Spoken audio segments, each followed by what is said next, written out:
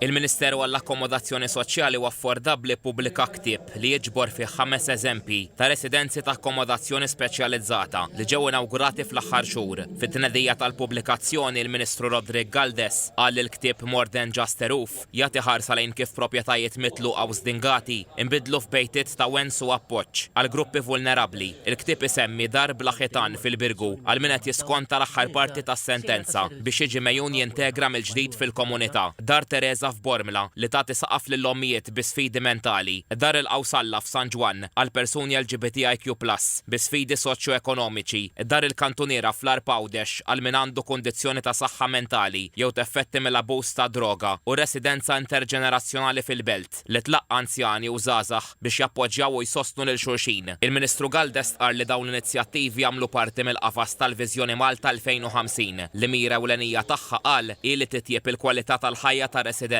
billi jitqies l-akkomodazzjoni tkun affordabbli, sostenibbli u inklusiva għal kulħadd. Anka l-esperjenza urietna li dan il-proġetti jistgħu jsiru. Qegħdin isiru u llum qed nesportaw dan il-mudell anke fih l-Unjoni Ewropea. Xi ħaġa sabiħa li anke l-Unjoni Ewropea qed tieħu pariri minn Malta fuq proġetti simili bħal dawn. L-editur tal-ktieb Brian Mikallef spjega li l-ktieb jinkludi l-vuċi ta' residenti li jgħixu f'dawn id-djar u li jfakruna x'inhu l-iskop ta' residenzi bħal dawn. Anke naraw pereżempju f'dar bla ħitan fil-Birgu nies li anke biex jagħmlu xirja kienu jsibuha diffiċli illum il-ġurnata bnew il-konfidenza tagħhom kapaċi jagħmlu budgeting u kapaċi jfadlu.